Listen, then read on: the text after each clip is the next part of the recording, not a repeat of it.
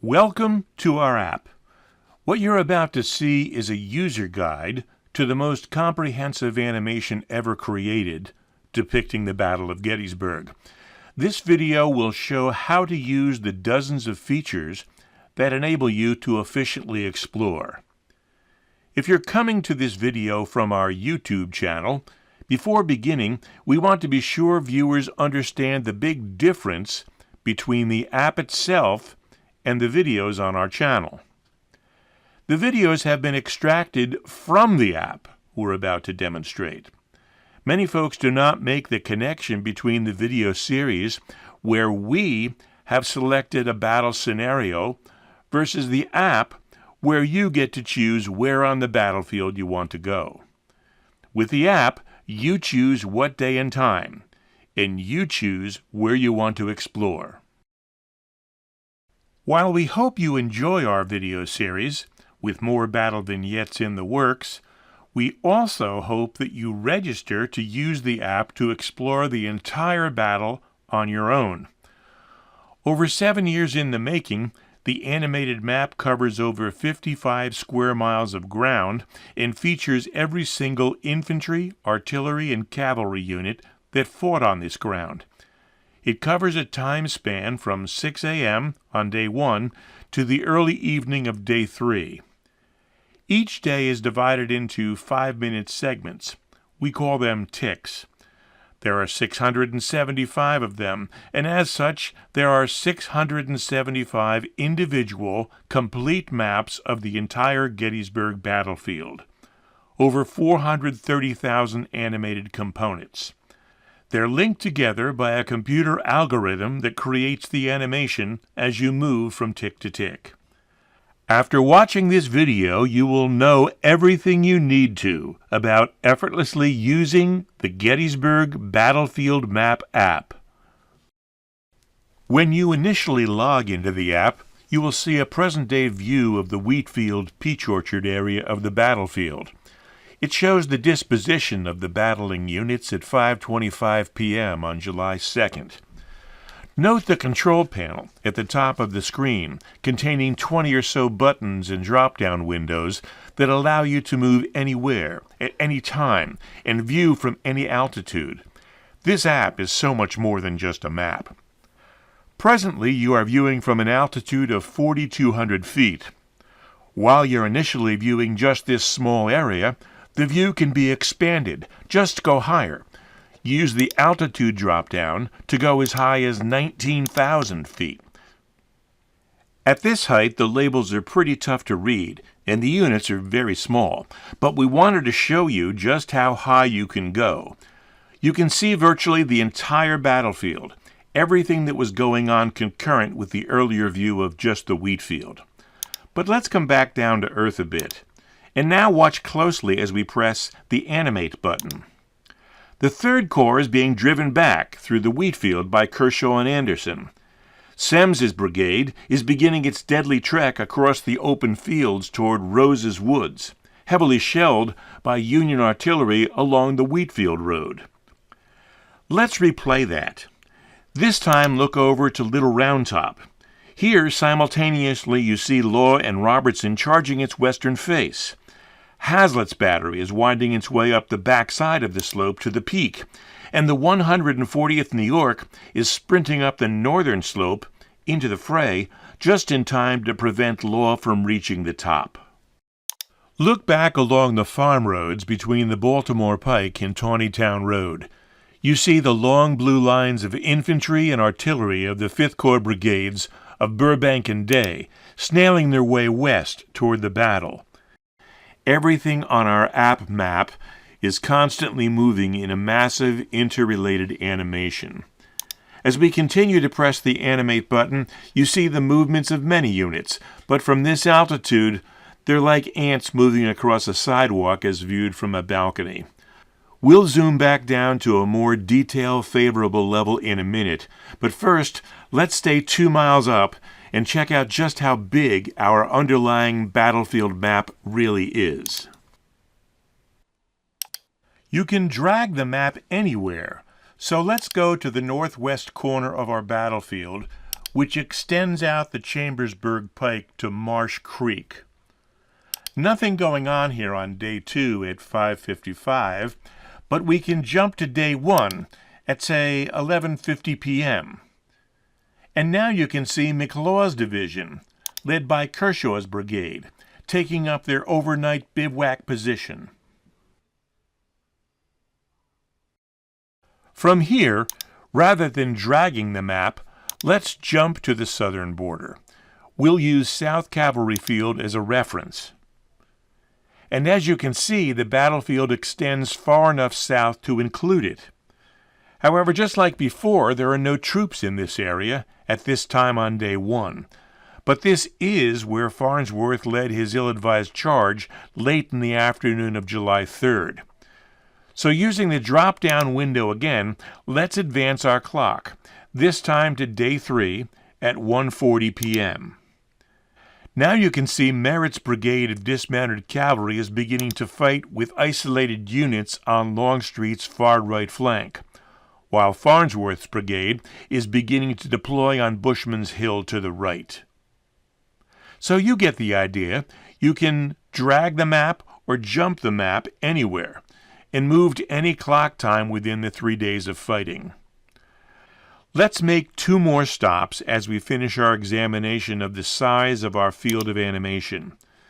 The southeast corner extends to 2 taverns along the Baltimore Pike. Let's jump there.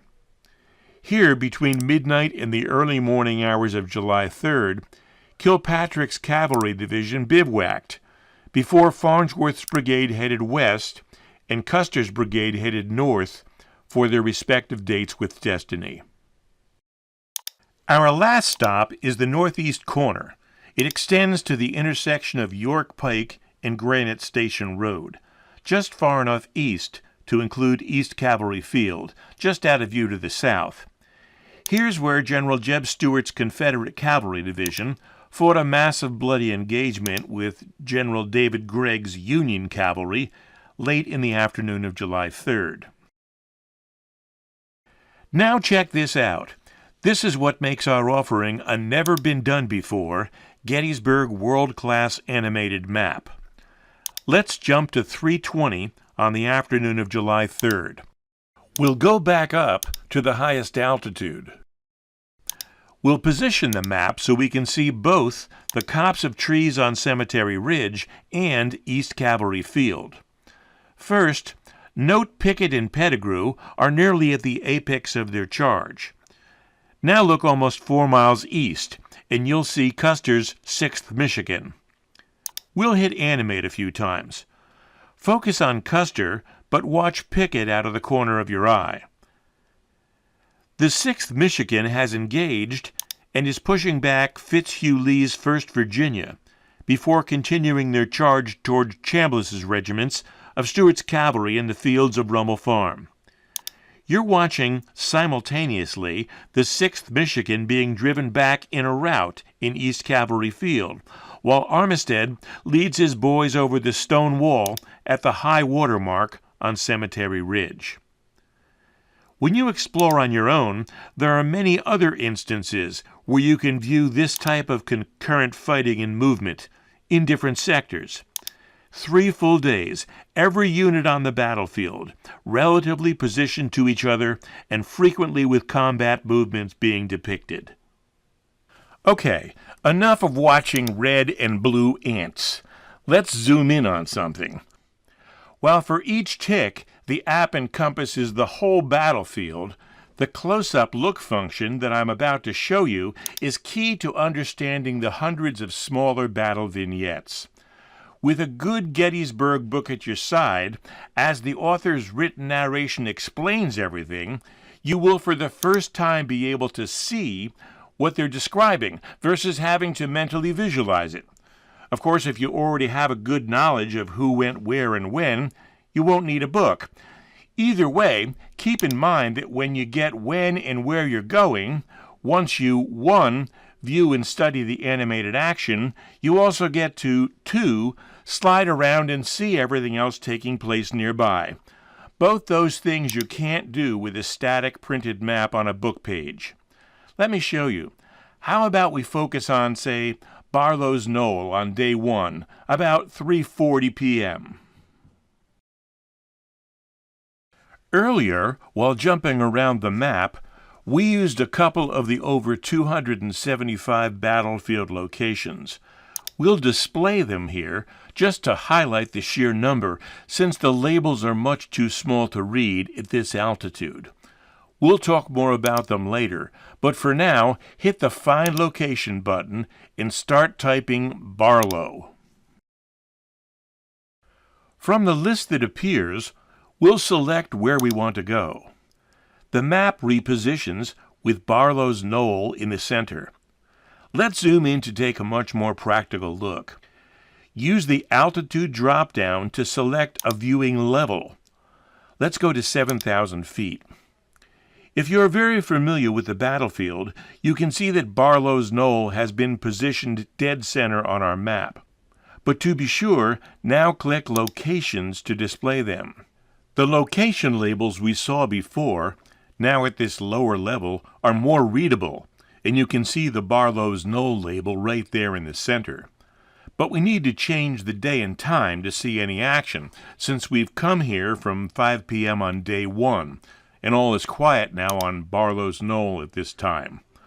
I'll use the daytime drop-down window and select day 1 at 3:40 p.m. Now we're at the right spot and the right time to see Gordon and Dole's brigades smashing into the brigades of von Gilsa and Ames. Remember, you can also drag the map to any location. This would be a good time to see what is simultaneously going on over on, say, McPherson's Ridge. Over here, you can see the Iron Brigade about to be driven back by the brigades of Brockenbow and Pettigrew. So we've shown you the massive size of our map and how to jump or slide to any location at any time during the 3 days of fighting. We've shown you the tick-by-tick animation, with each animation cycle covering 5 minutes. And you've seen the higher altitudes are great for getting the big picture. But now that we're down much lower, let's take a look at what we can see now.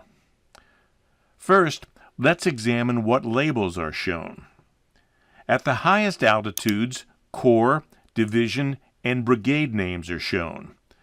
As you drop lower and lower, and the graphics get larger and larger, first the individual unit names appear, and then as you go still lower, corps and division names, and finally brigade names drop. So here at this level, where just the unit names are shown, we can get a good look at the features of these infantry and artillery graphics. Of course, the red units are Confederate, while the blue ones are Federal. Putting the cursor over one of the units triggers a pop-up window to display. The Army, Corps, Division, Brigade, and unit names appear, along with the commanders of each unit at this time in the battle. These commander names change during the course of each day as the respective officers are killed, wounded, or captured. Information pertaining to the regimental strength is also shown. Note for the selected 14th South Carolina, at this point in the battle, they're at full strength, 0 casualties so far, as they've only minutes ago gotten close to the fighting. But when we slide over to the 47th North Carolina, some additional information appears in the window. First, notice that they have some current casualties at this tick, 4 to be exact, and it's the presence of this number that turns the unit orange versus red. Likewise, for Union regiments with current casualties, the app colors them light blue. Now, we're certainly not professing to know that at this particular tick, the 47th North Carolina had 4 casualties, or that up to this point in the battle, they had incurred 40 casualties. But what we have done is allocate the number of casualties from tick to tick, such that at battle's end, the unit will have incurred, and the information will show the total number of casualties for the battle for that regiment. What's important is that as the battle progresses, the casualties mount, and the regimental lines get smaller. In the case of the 47th, they're destined to end the battle with 350 men of an original number of 567. Their line size just before Pickett's charge will be smaller than shown here due to their Day 1 losses. But after Pickett's charge on Day 3, the line will be even smaller, reflecting that during the entire battle they lost 38% of their initial line size. There's one other thing worth noting in the window, the reference to detached. Here there are 55 men detached from the current alive and well number of 525. So where are they? This brings us to the find unit function. Similar to the find location we used earlier, let's press the button and look for the 47th North Carolina. 2 units display in the drop-down window. We'll pick the 47th North Carolina SK. SK for skirmishers. Turns out in this case the skirmishers are about 700 feet east of the main line, so he didn't jump very far. Make a note of this find unit function. We'll use it again momentarily. The pop-up window for these skirmishers shows 55 men, detached from the main line. But we still have more things to talk about while here. First, note that skirmish lines are depicted as skinny lines. They represent a single line of infantry, each soldier spaced anywhere from 1.5 to 15 feet apart. The second thing is the grid. Each small square, the very light lines, is 100 by 100 feet. The larger, darker lines outline a 1,000 by 1,000 foot area. Counting the squares, you can see that the 47th North Carolina is 7 squares away from its skirmish line, about 700 feet. But we have another way to measure exact distances. Place the cursor to the spot you want to start a measurement and shift left-click your mouse. Now move the cursor to the end position you want to measure. Shift left-click again. 722 feet displays on the control bar. To clear the measurement line from the screen, merely move the cursor to any white space on the control bar and shift left-click twice. You can toggle the grid on and off to suit your viewing needs. Just use the grid button. Lastly, before we leave here, let's look at some batteries. One frequent question we're asked is why are the graphics for a battery so big? What you're looking at is the acreage occupied by each gun and all supporting components, not just the artillery piece.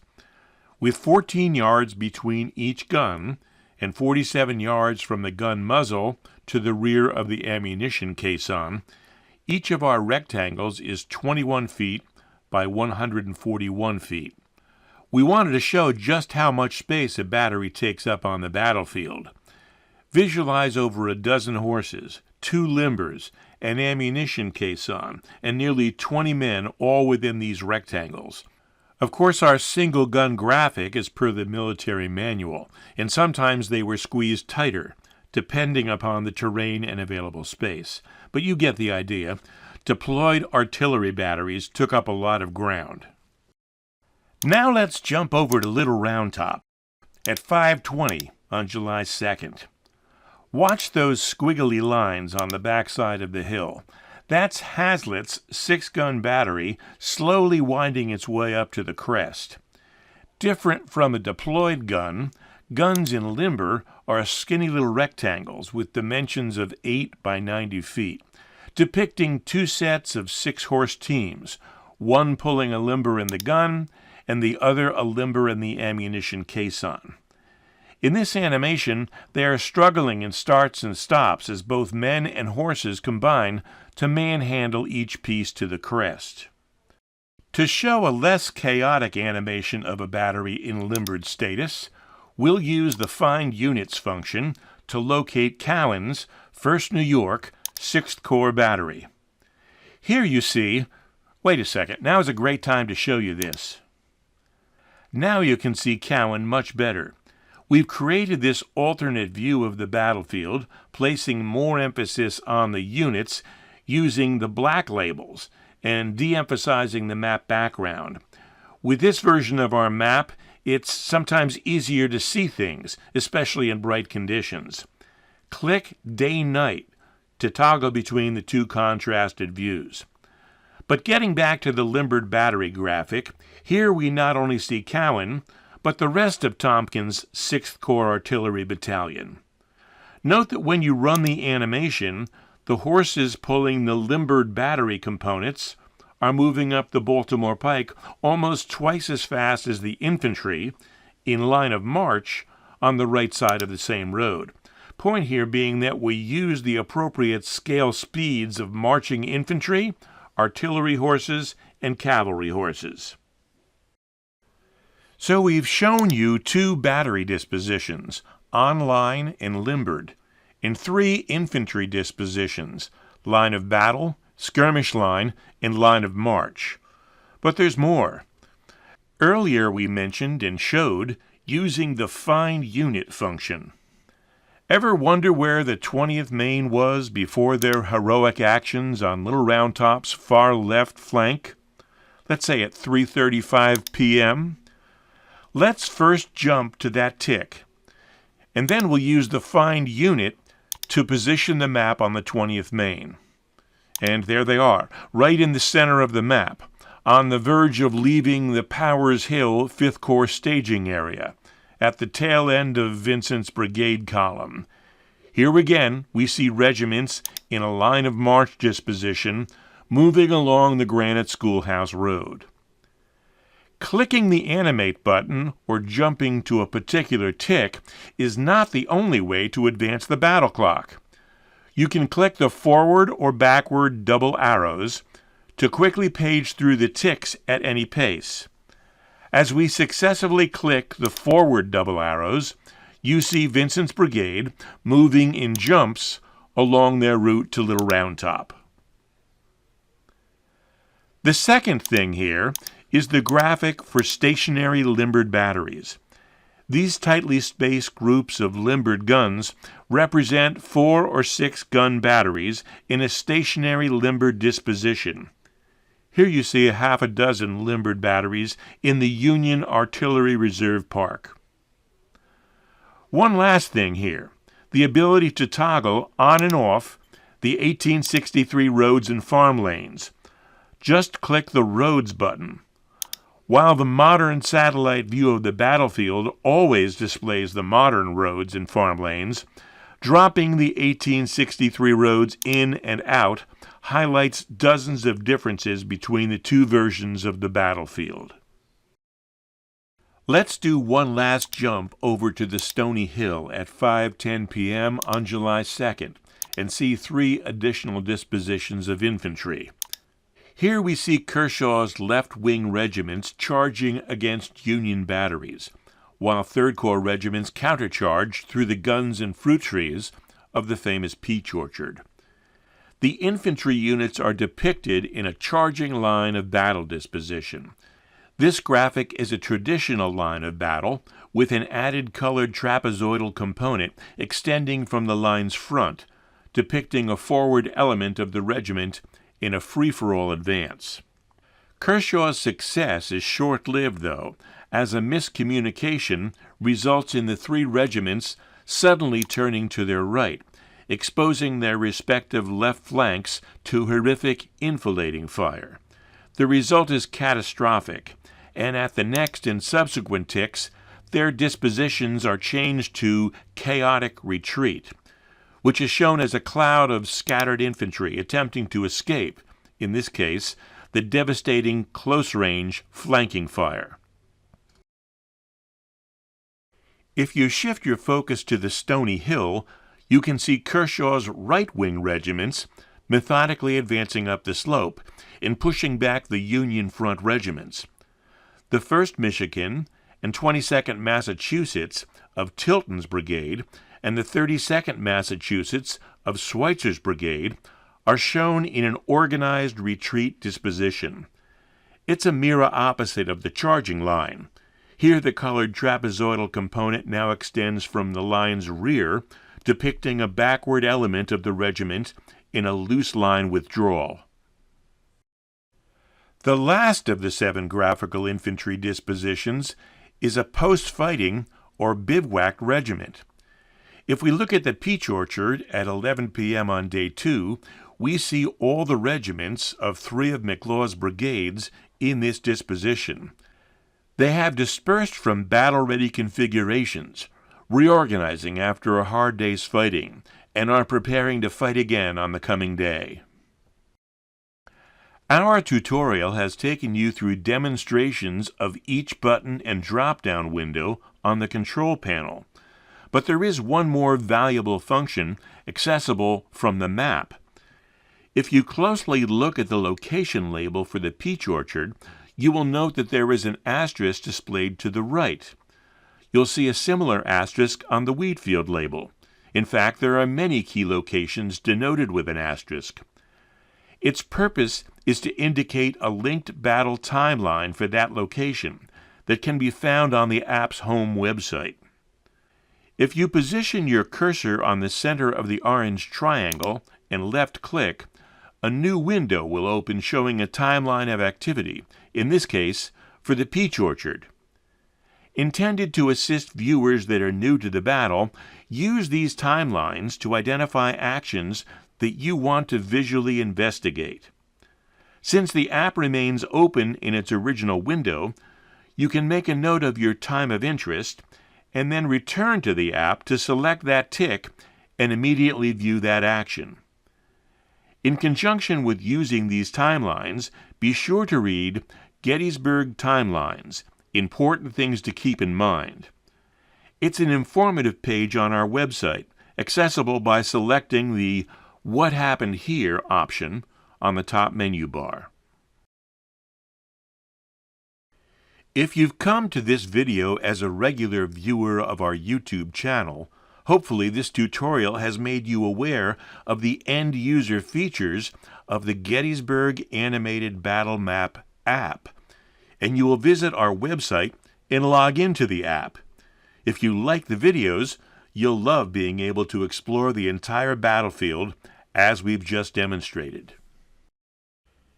If you've come to this video from our website, gettysburganimated.com, we hope you will find that this tutorial will help you with the many features you can use while exploring the entire Gettysburg battlefield. And be sure you subscribe to and check out our YouTube channel to view narrated and annotated battle vignettes extracted from this app.